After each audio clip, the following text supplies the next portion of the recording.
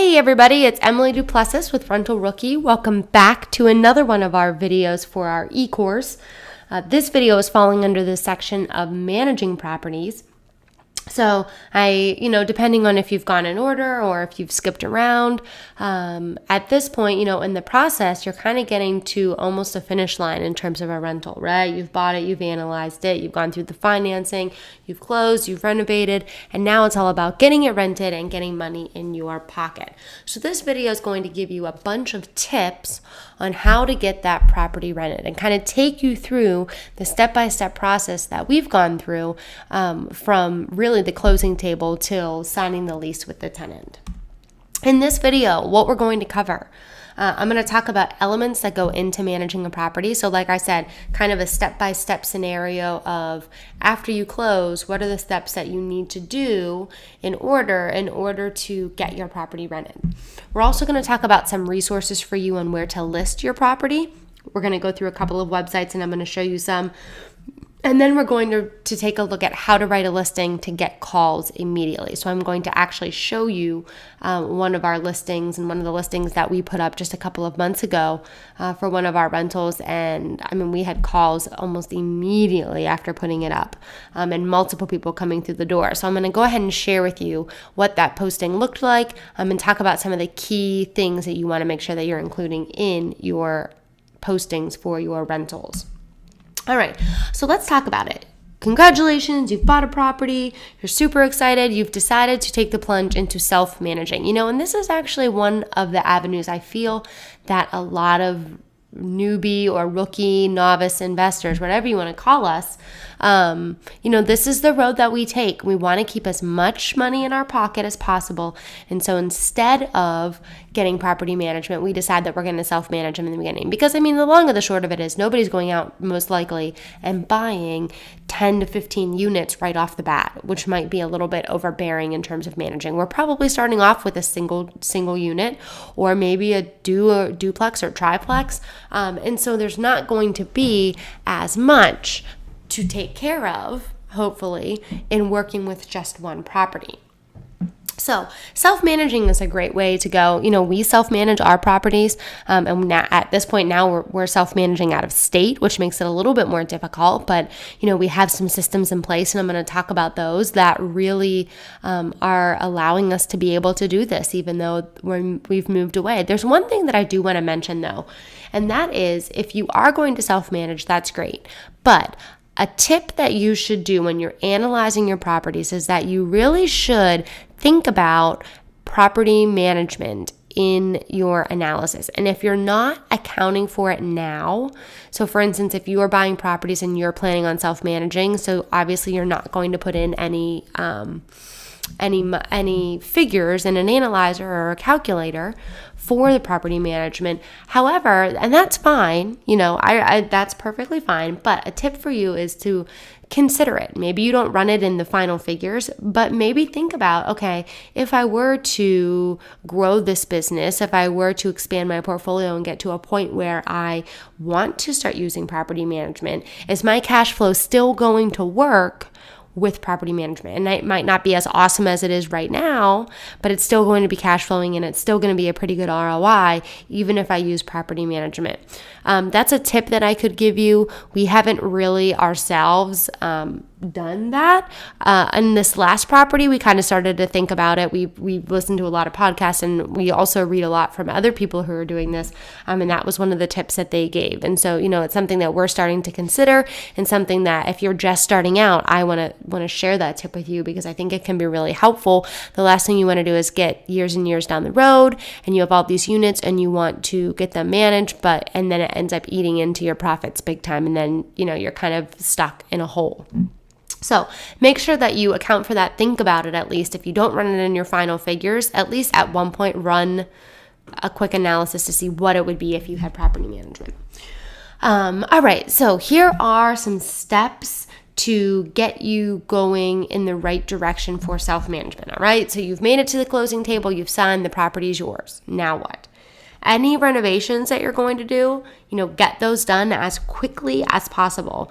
In most cases, if you're using conventional financing, depending on when you close on the property, you may get to skip a month of rent, or a month, it's not really rent for you, it's a mortgage, but you may get to skip a month of having to pay your mortgage. The way that the system and prepayments and all of those sorts of things work out, a lot of times if you have that opportunity to skip a first month. So if you can get those renovations done quickly in that small window of time, if you have any to do, and get somebody in there within a month or so of closing, then you're ending up not going to be eating any holding costs in terms of, having to pay the mortgage without having a tenant in there. So that's something to think about. We oftentimes, when we buy properties, we tend to have to do something to them. That's one of our tactics, one of our goals when we buy a property. When we want to get something that's not completely redone or flipped, at least for rentals, that is. We've lived in some flips, but for rentals, we want to get something that we can go in and do a few things to force some appreciation immediately. That helps with numbers, that helps with appreciation, that helps if you would ever want to go back and refinance and pull some cash out of it. So we typically have a handful of renovations, very light renovations, paint, carpet, some electrical, light fixtures, those sorts of things. But we start accounting for those before we even close. So we may go to the property a couple of times and go through and, count up the light fixtures and count up the sockets and get, some estimators in there for paint and carpet or flooring or those sorts of things. That way, as soon as we sign on that dotted line, we can have people in there the next day ready to go, so we're not wasting any time. And so that's a big tip that I have for you. Start planning the renovation, even if you can't start doing the renovation. Plan the renovation. So once you get the renovation done, it's time to make a listing. Get it out there. You want to get it out there. And one thing, don't wait until your property is completely done to list it. This is kind of a case study that we need to do ourselves, because we've toyed around with this where, we're in the middle of renovations, let's get it listed and get people in here, but then we're always worried about having people come in and not be done and people not being able to see past that. So I don't know if there's one way that's better than the other, but my best advice is to get it listed as soon as possible. So if you're nearing the end of renovations, get a listing up. It's crucial to get it out there. There's a lot of things that go into a great listing, and we're going to talk about that later in the video, but you want to get that up in as many places as possible for you.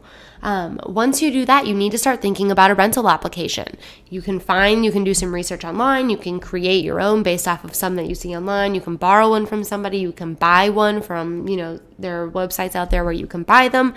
Easy Landlord Forms is a really great website that offers a lot of these sorts of documents and forms for being a landlord. LegalZoom is another one that we use. We can, get a lot of stuff from there as well. And there are multiple other sites out there. Those are two just off the top of my head that we've worked with, that I can refer or recommend to you to check out. But you need to get a rental application ready, because you need to be ready when you're going to show that property to have an application available for potential tenants to take and be able to fill out. Once you find that rental application, you have your listing up, people start calling. Once they start calling, you need to start thinking about showing the property. Okay, so a couple of things about when it comes to showing the property. You will probably have people that will not show up. And this actually really amazed me. With our first rental property, I remember, we had we put the listing up, we had lots of calls. And at that point, we were living about 35 minutes outside of the town, like in a different town from where we were investing, because where we were living was way more expensive, values, taxes, everything was way more expensive. So we, went about 35 miles outside of where we were living to start investing. And so, we had to drive. It wasn't like it was just around the corner to get there. And I can remember a couple of times with our first property where we went out, we drove out, we had the rental apps, we were all ready, and then people never showed. And it was really frustrating, and it really surprised me. I guess maybe it was a really big eye-opener for me, because I just assumed that adults were better at respecting other people's time than what actually happened. And so don't be surprised if people book appointments and they don't show up. That's just kind of a tip, something to think about. but how you can save yourself time. There's a couple of ways that you can go about showing properties. When we show them, sometimes we will make our appointments, we'll make them all back to back, and we'll make them within, 10 minutes of one another, right? That way, if by chance somebody doesn't show, at least we have other people coming, so it wasn't a complete waste of time. Excuse me, but it also helps with, I think people are competitive, and we've found that if you have people coming when other people are going and they start to see that there's a lot of interest in this property, well, it really must be a good property, and that pushes them maybe to make a decision faster, or, that they'll want maybe offer you a higher price, whatever it is. But that competitiveness, you can kind of use that to your advantage. So either, stacking your showings, or I know people that do a whole group showing. So they'll say, hey, you know what? I got 6 calls, 10 o'clock on Saturday morning, I'm going to show it. If you're interested, come then. It's a group showing, which is another great way to save you time, another great way to create buzz about your property. And there's also, the element of safety and having a lot of people there. You're not going to have, hopefully, any wackos that are going to come and, try to harm you in any way.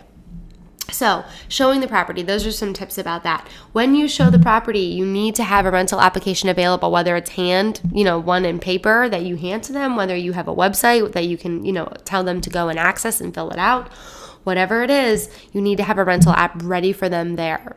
Okay, because if they're excited about it, they're interested in it, you want to be able to give that to them right away. We've had people where we've given them the rental app and they've gone out to their car, and like 10 or 15 minutes later, they've brought it back up. Or, an hour or so later, they've driven back to the area to give us the rental application because they're so interested in the property. And so making sure that you have a good rental application ready for when you show the property is crucial. And one of the videos in this e-course is all about what you should include in a tenant application or a rental application. And so there's tons of things that are going to set you up to be able to go on to the next tip, which is to screen your individuals. I can't stress this enough how important it is. Having a rental application itself is not enough to scare people away who you may not want as a tenant. So, you have a handful of people that come. Let's say that, potential tenant A is a solid tenant, everything about him, good credit, good job, good references, everything's great, right? So they're not worried about filling out an application. Tenant B comes in and they have so-so credit. They just got fired from their job. They have a couple of things on their criminal record, and they come in and they see that there's a rental app, and they may be like, oh, well, I wonder how seriously they take this. Oh, I'm going to give it a shot and fill it out anyways. If they fill that out and bring it back, a lot of times I hear some people who just use the fact that they have a rental application as a screening process. And I can't tell you how bad of an idea that is, because there are people who are going to fill it out no matter what, and they could be the worst potential tenants ever, but they may still fill out that tenant application. Yes, there's some truth to the idea of if somebody knows that they're probably not the right candidate that this person is looking for, or that you're looking for, they may be like, yeah, I'm not even going to waste my time filling it out. But there are people that will. We've had our share of people that we had one guy come right in. He was super excited about the property. He was like ready. He had his checkbook out and was ready to write the security deposit right then and there. And that was a huge red flag for us. Anybody who's that anxious or that, motivated at that moment, don't get blinded by money. We could have easily said, oh, yes, this is awesome. It's not going to sit. We can have somebody in here immediately. Oh, they seem good. They drive a decent car. They're put together. They're well-mannered. Oh, yeah, I think they're good. Let me tell you something. When we went back and we screened that tenant, we found an array of situations. We had a ton of things on his criminal record.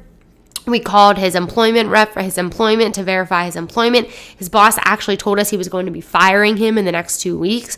We found out a ton of stuff that had we not screened him just because he was overzealous about writing us a check, still, there's a moral of the story is screen your tenants. You go through that rental application and screen. If you ask for employment references, call them. If you ask for character references, Call those people. If you are looking at debt, run the ratios and look at their debt to income and see what it is. I mean, spend time now screening those tenants because it's going to pay off in the future. It's going to pay off down the road with less headaches. They're going to hopefully pay on time. You're not going to have the place that's trashed.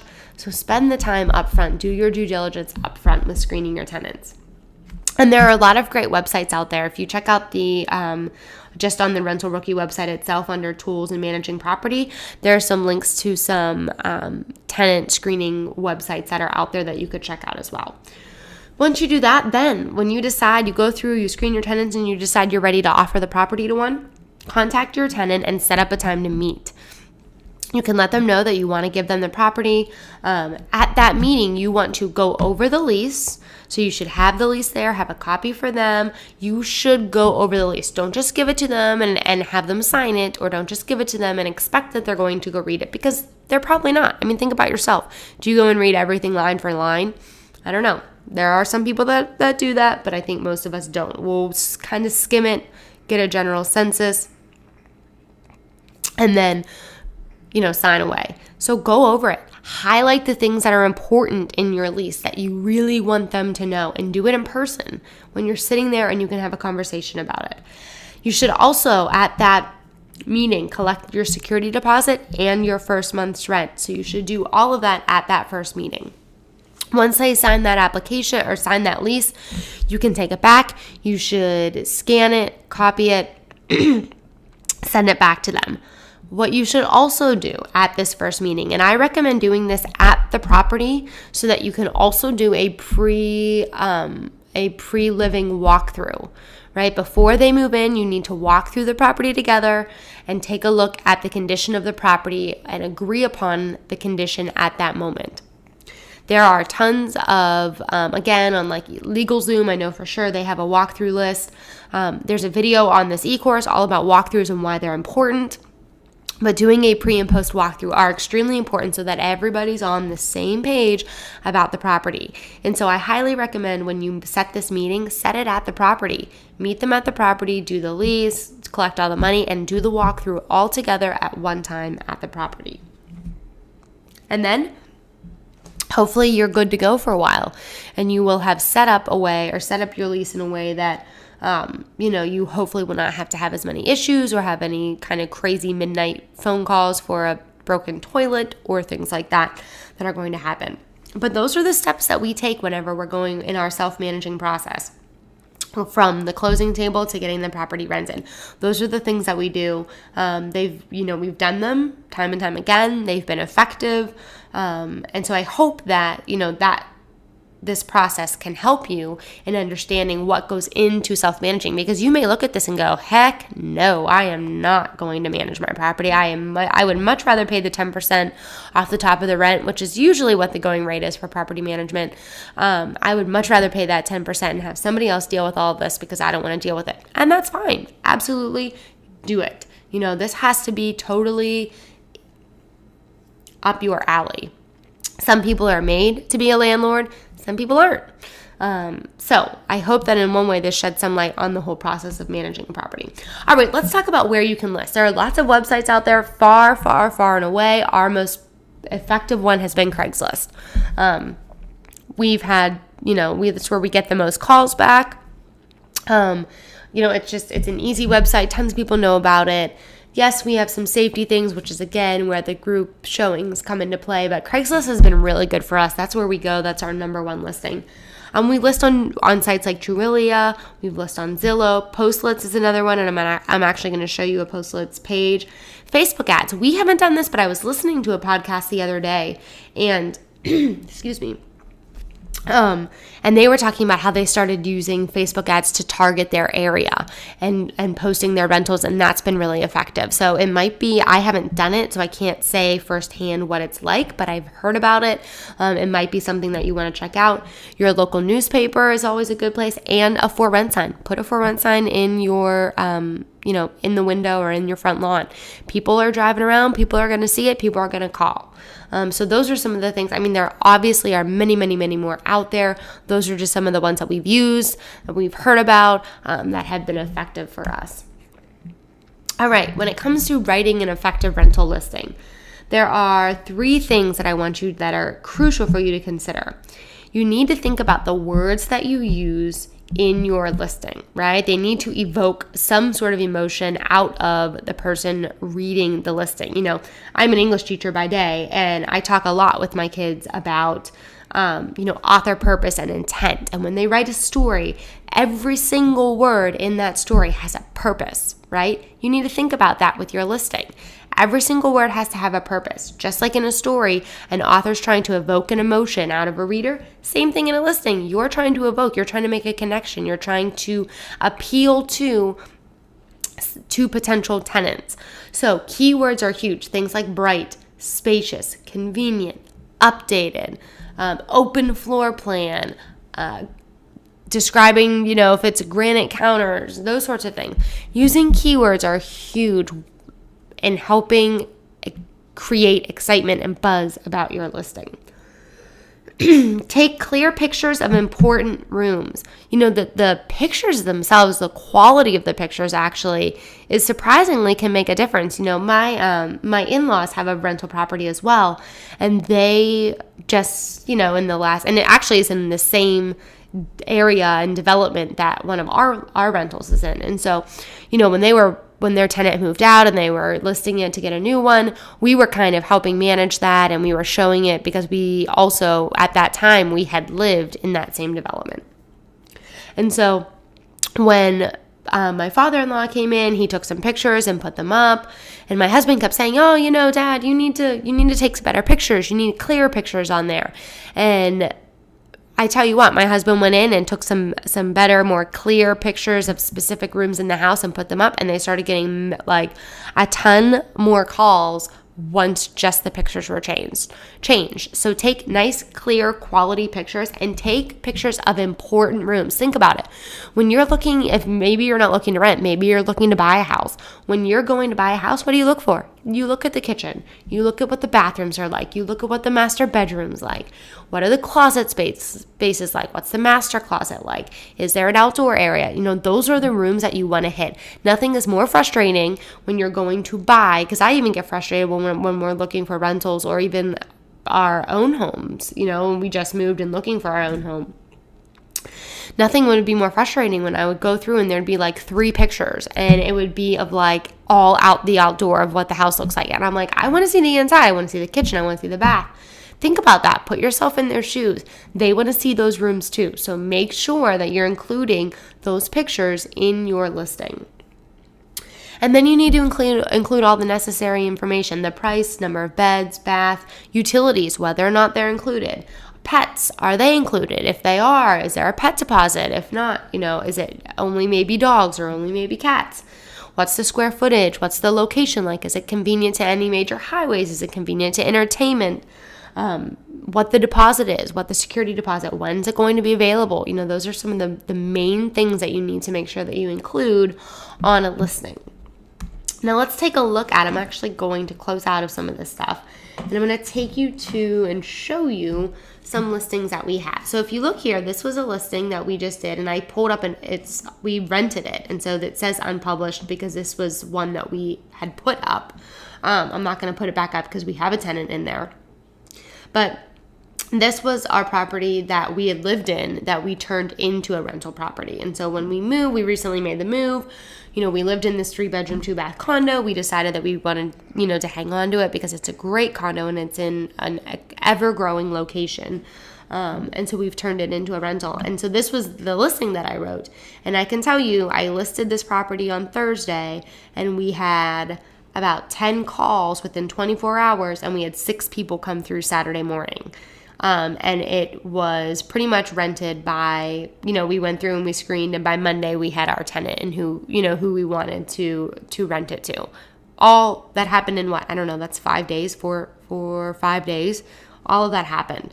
And we created, and I pay a lot of tribute to that, to the listing. So you look in the heading, there was our rental price, spacious, updated 3-bedroom, 2-bath condo, and location. So immediately in the title, they know how many beds, they know how many baths, they know the price, and they know where it is. right? Crucial, right? It's like a headline. And I'm sorry that I make a lot of references to teaching and things like that. But when I was teaching journalism, I was always teaching, headlines are what grab readers in a newspaper. If you don't have a good headline, most people are not going to read the article or even start to read the article. Same thing with a rental listing. You have to have a good headline. Having some of those keywords, both spacious and updated, are keywords. Beds, baths, location, and price. Those are huge to entice people into looking and clicking on your listing. Having pictures. Here was the spare bedroom. We had a picture of one of the bathrooms, the kitchen, the master bedroom, the living room. Okay. And then we go down and we look at some of the properties or some of the details. Top floor, 3-bedroom, vaulted ceilings, open floor plan. Again, keywords people are looking for. 2 full bathrooms, one of them's an ensuite. And then we start describing the updates. Newer cabinets, granite counters, stainless steel appliances. The carpets, we had just recently cleaned them and stretched them. We had updated all the fixtures and hardware. We had a washer and dryer in the unit. No pets, absolutely none. We talked about location. We talked about security deposit, how long the lease was going to be, the utilities, what was included. Electric, gas, cable, internet's paid by tenants. Water, sewage, and trash was included in the monthly price. Parking, and when it was available. All right, so we had all of the information there. It was clean, cut, concise. We didn't have 2 full paragraphs describing it, right? 1 line per each topic. It's easy to read, it's easy to navigate, and people can contact you right away. Like I said, this listing started us off on Thursday. We had, like I said, 10 calls, 6 people in, and it was rented by Monday. So listings are, the way that you write a listing is crucial, and I really recommend that you take the time to write a good one. All right. So that was just an example of one that was really effective for us. I wanted to quickly show you also this Postlets website, which is affiliated with Zillow. But this is another place that you can go and list properties. This was another one of our rental properties that we have. You can put in nice, if you click, whoops, I don't want to edit photos. Sorry about that. If you click here to make the pictures larger, you can see there was one of the bathrooms. We had put new carpet in, we had new paint, new light fixtures. You can go through, see the kitchen, one of the other bedrooms, and the outdoor area. All right, so there you can see the pictures. Here's all the details: lease, deposit, rent, owner pays HOA. Here's all the property details. It talks about square footage, talks about whether or not there's pets, there's laundry and unit, the parking. And then down here you can get into all the descriptions and all of your details. All right, newly renovated, huge backyard, no pets allowed. We really get frustrated sometimes when we put no pets allowed and then people ask. So we've also started putting please don't ask in there. But again, we go down, we talk about utilities, we talk about location, we talk about when it's available, so on and so forth. So this is another great website to use, Postlets. I recommend using it. We use it as well. It's just another avenue for you to get your rentals out there. Overall, though, I really hope that this video was helpful. Managing your property is a whole another aspect of this world of investing, right? It's one thing to be the shark out there finding and analyzing and running numbers, but then managing is just, it's a lot. I'm not going to lie. It's it has its days, and there are good days and there are bad days, and it can be, I think we're pretty fortunate ourselves, Kirk and I, with, we've pretty much set up situations and processes so that it's not that bad. But we've definitely had our share of calls, of frantic calls from our tenants, and that just goes with the territory. But being aware of that and being ready for it is, I think, what makes it doable, right? It makes you be able to push through some of the bad things that happen because you expect those things to happen. And so it's not like you're getting blindsided by all of these sorts of things. So, managing properties is great. And, it's all about keeping cash flow in your pocket. That's our big thing. We want that monthly cash flow, as much of it as possible in our pockets at this point in our career and at this point with our portfolio. Down the road, if we continue to grow, then yeah, we may start hiring out property management. But at this point, we want to keep that money in-house and in our pockets. And what better way to do it than by managing the properties ourselves. So I hope this was helpful. As always, if you haven't gone over to the extras, make sure that you head over there. There's an infographic for 8 steps to get your property rented that you can print out, and you can keep that. That way you're able to follow those steps in order to get your property rented. Access all the other websites, I hope, or all the other worksheets that are on there. Check out the other videos. I really hope that you're enjoying this e-course. I'm having a great time sharing all of these things with you. And I just rock on, keep working. Happy investing.